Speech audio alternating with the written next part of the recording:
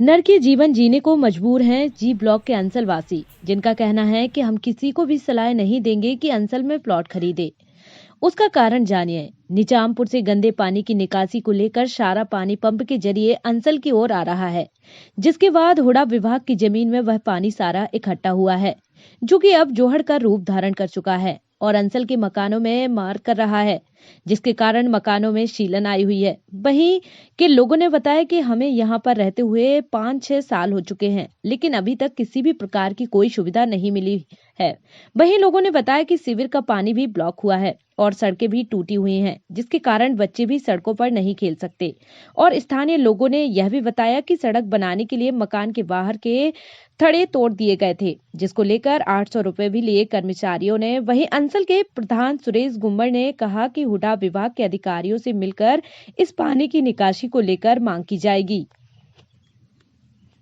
घर के बाहर से वायर निकली हुई है और मैं उनको कह के थक चुकी हूँ कि इसको अंडरग्राउंड करवा दीजिए, पर वो नहीं करवा रहे हैं। आज से 15-20 दिन पहले भी मैंने दोबारा कंप्लेन करी थी, लड़के आए और चले गए।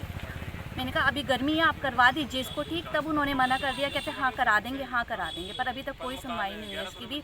मेरे बच्चों को बारिशों के टाइम में करंट तक लगता है इससे, क्योंकि बिल्कुल ना मेरे जो गेट के ऊपर ना जॉइंट आ रहा है और अम्ब्रेला वगैरह लेके बच्चे आते हैं तो उस पर करंट आता है। फिर मैंने खुद अपना फैक्ट्री से लड़के बुलवा के थोड़ी सी वायर खिंचवाई है कि वो बिल्कुल गेट के ऊपर से ना हो के साइड में हो जाए।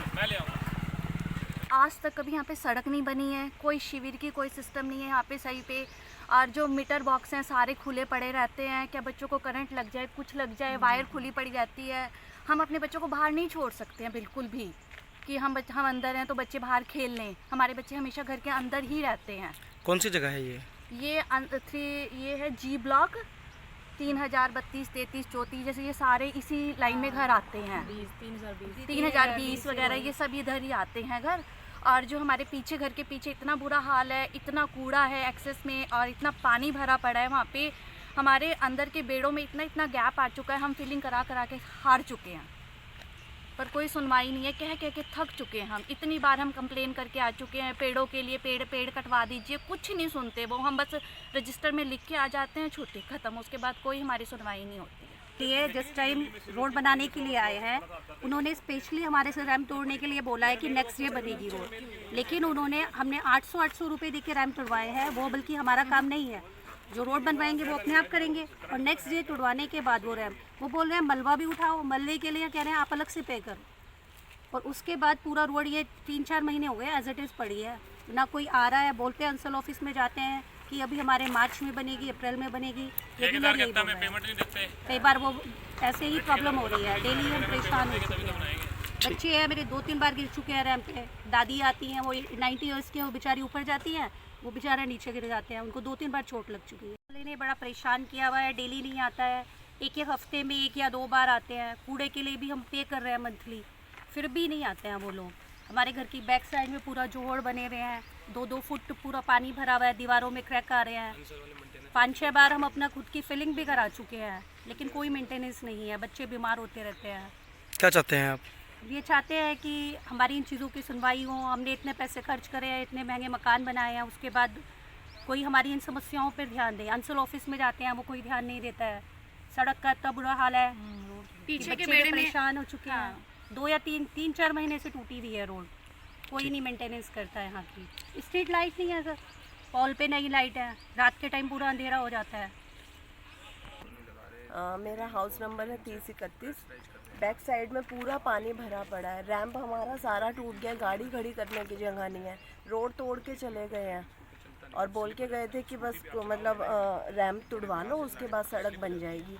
1 से 2 महीने आराम से हो चुके हैं, कोई नहीं आया अभी तक। और बराबर में प्लॉट है, सारे में प्लॉट है, सब इतनी बुरी तरह कूड़े के लिए भरे रहते हैं। हमें पर्सनल बुला के जब सफाई करवानी पड़ती है, अदरवाइज अच्छा इस वजह से इतने जीव जंतु आते हैं। बच्चों का घर होता है, देखो सारा मतलब यही है, मेन समस्या यही है।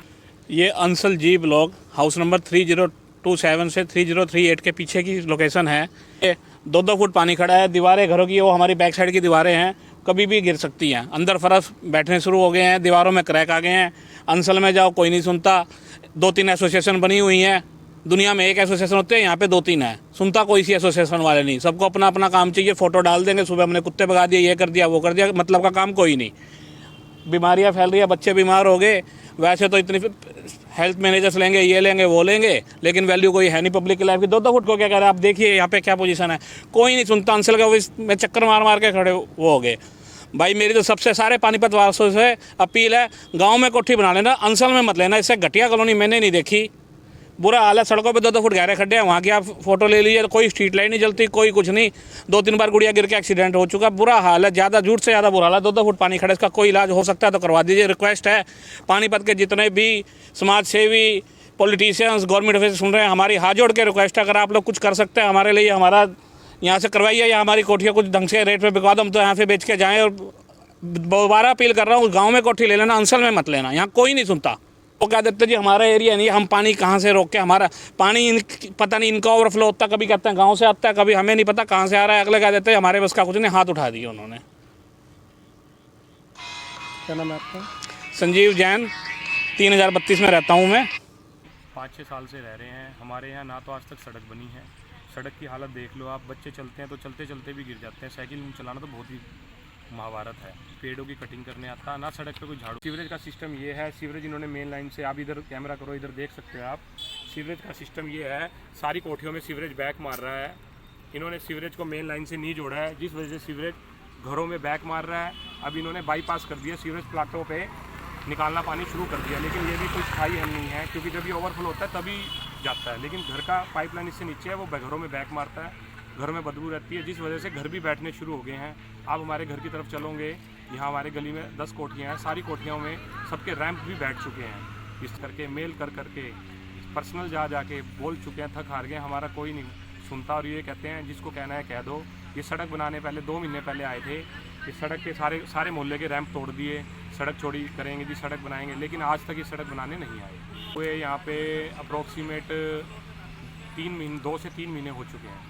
वाहनों का चोरी का डर बिल्कुल रहता है, क्योंकि हमारे वाहन बाहर खड़े रहते हैं। अब हमने इतनी महंगी महंगी गाड़ियाँ ली हुई हैं, अब ये कोठियों में लोग रहते हैं, सबके महंगे महंगे वाहन हैं, सबके बाहर खड़े हैं, और हमारे साथ हल भी क्या है, हम मजबूर हैं बाहर खड़े करने के लिए। अनुरोध करना चाहेंगे कि अंचल के अफसरों का आतंक बढ़ता जा रहा है, वो अपने आप को सब कुछ समझ रहे हैं, वो किसी की नहीं सुनते। तो हमारे डीसी साहब को यही कहना चाहूँगा कि हमारी कॉलोनी की तरफ डीसी साहब थोड़ा ध्यान दें, और हमारी ऑफिस इसको, हमारी सड़कों को ठीक कराएं, हमारे मोहल्लों को ठीक कराएं। हमने इतनी पॉश इलाकों में घर इसलिए लिए थे ताकि हम चैन से रह सकें। अब हमारे घर के पीछे भी जोड़ बना हुआ है, पानी बैक मारता है, बच्चों के स्वास्थ्य ख़राब हो रहे हैं, बच्चे घर से बाहर नहीं निकल सकते, साइकिल नहीं चला सकते, सड़कों का ये हाल है, बच्चे साइकिल चलाते हैं गिर जाते हैं, क्योंकि मेन सड़क आप देख रहे हैं, और ये सड़क 1 फुट नीचे है, जगह जगह खड्डे हैं, बुरा हाल है। देखो, जी ब्लॉक के अंदर जो भी EWS के परिवार है, वो भी हमारे एक रेजिडेंट है। अगर उसको सुविधा अंसल ने देनी है तो अंसल दे, अगर उसको हाउसिंग बोर्ड ने देनी है, क्योंकि हाउसिंग बोर्ड ने वो घर बनाए हैं, और हाउसिंग बोर्ड की उनकी भी जिम्मेवारी बनती है कि इनकी पैरवाई करें। डब्ल्यू का प्रधान होने के नाते मैं तो ये कहूँगा, क्योंकि हम लोग मेंटेनेंस दे रहे हैं, और अपनी मेंटेनेंस दे करके हमें कोई भी निगम से, किसी पार्षद से, किसी विधायक से, किसी मेंबर ऑफ पार्लियामेंट से कोई यहाँ सुविधा नहीं है। हम अपने पैसे दे करके, अपने पैसे से अपने काम को चलवा रहे हैं। मुझे इस बात की ना मुझे जानकारी है भाई किसने पैसे लिए, और जबकि सीवरेज इनके, ये हमारे अंचल के सीवरेज के साथ जुड़े हुए हैं। अगर कहीं ब्लॉकेज है तो मैं भी उच्च अधिकारियों से बात करूंगा, भाई ये भी लोग हमारे रेजिडेंट हैं, इनको भी सुविधा दी जाए। जोड़ का पानी है जुल्लापुर गांव का, और इन्होंने कई दिन से मोटर लगा करके, और पूरे हुड्डा का एक बहुत बड़ा प्लॉट खाली पड़ा है जो हुड्डा ने अभी डेवलप नहीं किया, और उस प्लॉट के अंदर उन्होंने जुल्लापुर गांव के लोगों ने मोटर लगा करके जोड़ का पानी खाली कर दिया, जो कि 1-1, 1.5 फुट पानी हमारे जी ब्लॉक के जो रेजिडेंट हैं और EWS के परिवार हैं, उनकी दीवारों में पानी जा कर के, और दीवारों में पानी मर रहा है, और आज ये स्थिति हो गई है। और कई बार हमने उनकी जानकारी में दिया कि इसको पानी को अपने को बंद किया जाए। मैं तो हुड्डा के उच्च अधिकारियों से ये कहना चाहता हूँ, या तो गहरी निंद्रा में सो रहे हैं, या करके उसको पानी को बंद करवाएं, और जो हमारे जी ब्लॉक से होकर के हमारे गेटों से अंदर जा कर के सड़कों के ऊपर भी पानी आ चुका है। और हम इस बात से प्रशासन से हम भी मांग करेंगे और आज हुड्डा के उच्च अधिकारियों से हमारी एक RW का प्रतिमंडल भी मिलेगा और इस पानी को बंद करवाया जाए।